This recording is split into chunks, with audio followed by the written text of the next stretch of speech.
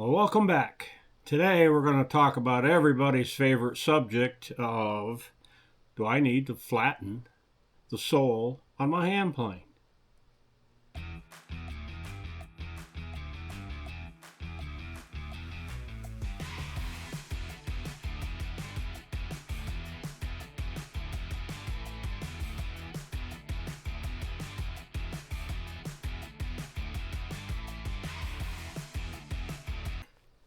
So there's all kinds of videos and websites and YouTube videos and all kinds of opinions. And if you are members of any of the online groups, the Facebook groups, the forums, you hear all kinds of opinions of, should I flatten the sole on my hand plane?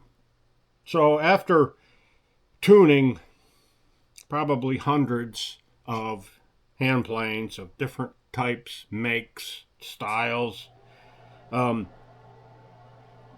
kind of give you my thoughts on it. So how do you tell if your hand plane needs to be flattened? Well, what you do is you sharpen the blade and you try it. If that hand plane does what you want it to do, there's no need to go any further. It's flat enough. So what is flat enough? Well, that depends on you. That depends on the wood. That depends on the hand plane. That depends on what you plan to do with it. So a smoother, it's more important than... Oh, let's take a look at this jack plane. This is something that I messed with many years ago. You can see it's got a broken frog, and it's got a pretty good camber on here. And I use this for rough work. Now, it's kind of ugly, but it's got a hole in the bottom, but it works, and it works well, so I use it. Is it flat? I have no idea. And I never will, because I'm never going to put it to sandpaper or anything to try it, because it works. But if you've got a smoother that doesn't work, well, okay, now you need to figure out why. So let's take a look at what I think you need to do. So I was actually watching a Wood by Wright video on this subject, and it's one of the few videos I can honestly say I agree with everything he said. But I'm going to talk about a couple of things that he didn't. But if you want to jump over to his YouTube video and look at it, it's definitely another opinion, and again, one that I agree with. He did mention, trying the plane first. He did mention different types of hand planes. But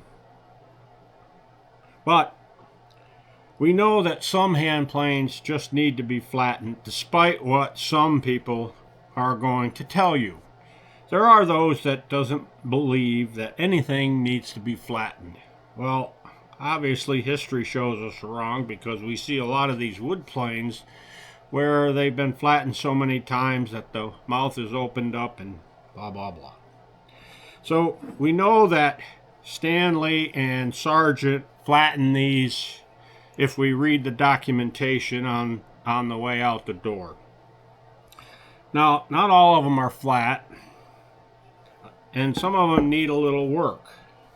So what do you need to have a perfectly working smoothing plane? And I'm going to talk about the smoothing plane, but don't take it too literally. What I'm talking about is any hand plane that you want to take a thin, consistent shaving. So this whole thing doesn't need to be flat. And I took some blue tape here. So here's what you want. You want a spot in this area. You want a spot at least in front of the mouth.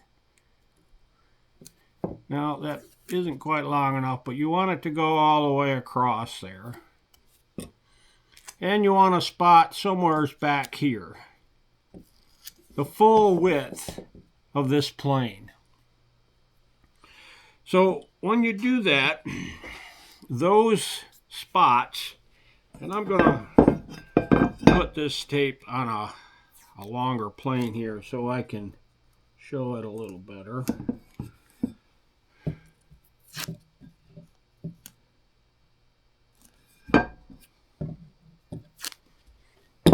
Put that 604 away. I know that one's flat. And how do I know it's flat? Because it works perfectly. So you want those spots perfectly coplanar. Now, it's not necessarily flat, but it needs to be perfectly on the exact same plane for this to work. Now, the caveat to that is all of this space in here needs to be lower. If any of those spots are higher, it's going to affect how your plane works. Now, you want to make sure that everything besides these blue spots is at least lower. Now, can that whole thing be perfectly flat? Absolutely. Can it be perfectly coplanar all the way across? Sure. The only reason that I would tell you not to do that is I have seen hand planes where guys have flattened so much that this area here comes straight through. Now, again, we have different types of hand planes. What I mean by that is Stanley changed their design on every type of hand plane that they put out. And Sargent changed their design, right? So we're going to talk about the difference of design, but some of them have a wider flat area right here. Now, if you grind or sand or whatever you're doing through that, you're going to weaken that mouth. And that's obviously not a good thing. You also want to go deep enough that these holes, any of these holes, start to come through the bottom. You often see that. Now, maybe somebody re-drilled and who knows how that hole got through the bottom. And I'm not talking about a regular hang hole. I'm talking about where the bolts come through the bottom. So you want to be careful on flattening these too much. Some of them, you've got enough base there, you can do whatever you want. But other ones, not so much. Especially, I did see a Miller's Falls, particularly, that come right through here. And I have seen a Stanley where it was ground right through that spot there. So keep that in mind. So keep that coplanar, those spots, and keep these at least lower. And again, if you want to make that whole thing flat, that's up to you. You don't need it, but if you want it, you can definitely do that. Now, one more spot I want to talk about. We already said that this needs to be coplanar. I took the tape off, but we know it went all the way across there. But for the guys that say, oh, I don't need to flatten my plane, and if it works, you're absolutely right. But think about this for a minute.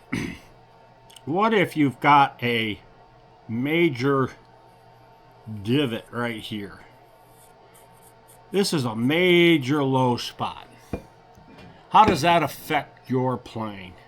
Well, if you're going to smooth or do a smoothing action, whether it be with a joiner or with a smoothing plane or any plane that you've set up to take a very fine, thin shaving, when that blade is cutting, that thickness of that chip as it comes out, if you want a, let's just pick a number, 1/1000th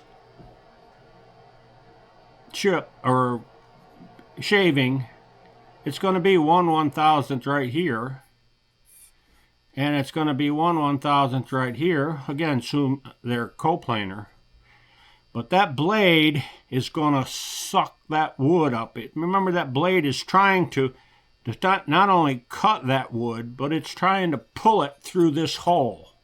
It's trying to pull it through the mouth. So it's going to compress that wood up to this spot here.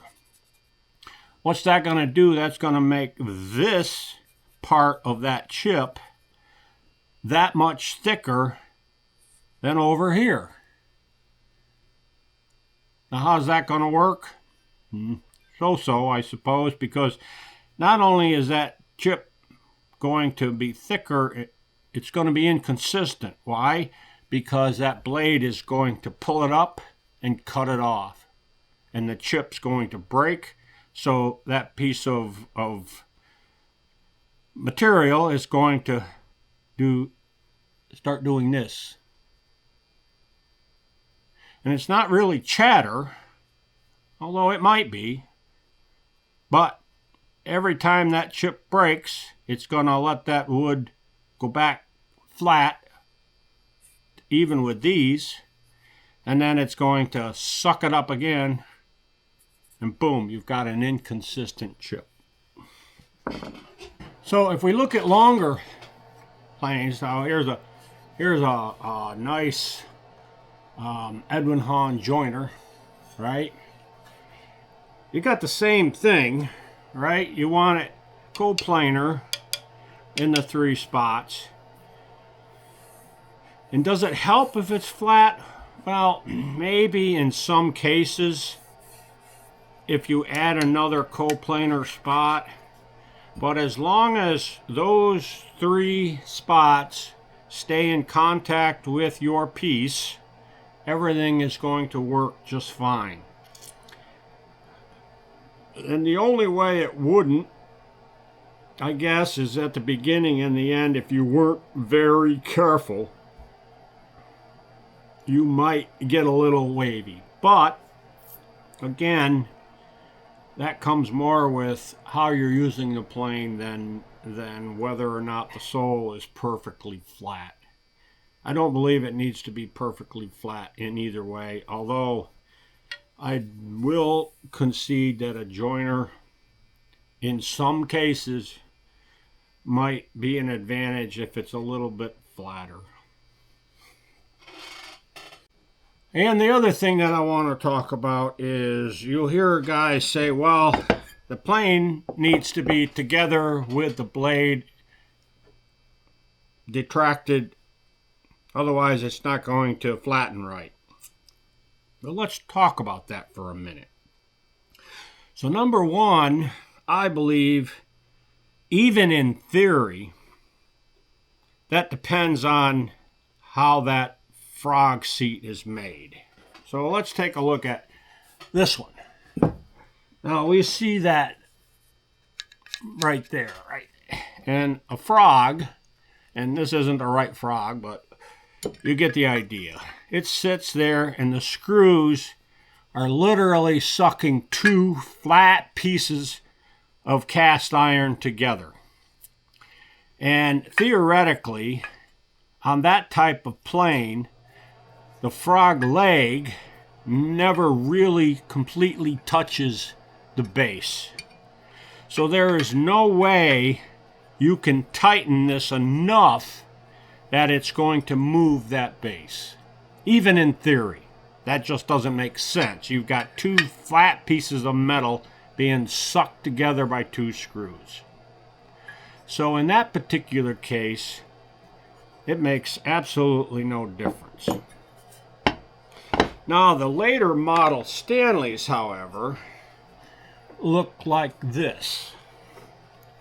So notice that that frog sits on there, and now those screws are in front of the fulcrum. So it is literally pushing that frog leg down on the front of that mouth. So theoretically, if you tighten that too much, it is going to potentially put pressure on the back side of that mouth and move it down. But let's think about that for a minute. So if we put that frog in there and we screw those screws so tight that it deflects that mouth, and then we grind that off, what happens when we take that screw off? That mouth is going to go back to where it was, and now you've got a depression there. Well, you say when you put the frog back on, you tighten it back down, it goes back to where it was. Well, I agree with that, as long as you torque these screws the exact same pressure that you did when you flattened that bottom. I don't believe you should tighten those screws enough to deflect that base. I think if you're tightening those screws that tight, I don't know why you would do that. Why would you do that? Someone explain that to me. Why would you put those screws so tight that it makes an indent or makes that bottom pop out? Now, I would think that's why you would get a crack, right? We hear that. Well, that's cracked there because someone over-tightened their screws. Well, don't over-tighten the screws. And if you don't over-tighten the screws and you're not deflecting that, whether that plane is put together when you're flattening it or not put together when you're flattening it, it doesn't matter. And it's up to you. It's your plane. So if you want to put it together, and if you put it together right, it won't matter either way, because you're not going to deflect that mouth. So if you want to test it somehow, you could put your frog in and see if you are depressing that. And if you are, then you're probably tightening those screws too tight. Because, let's face it, does it need to be that tight? I mean, theoretically, you want your blade to sit as close to that as it can be most of the time. And we can talk about whether moving that forward so that blade overhangs is a good thing or not. But it really doesn't matter for this conversation, because you probably shouldn't tighten those screws so much that you have to depress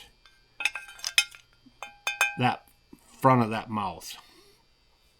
Again, it's up to you, right? It's your plane. You can do it however you like. But you might want to test that.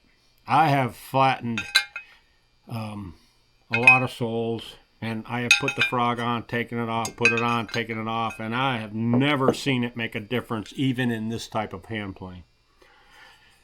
Because if the frog is tuned correctly and it's sitting flat everywhere here, those screws don't need to be that tight.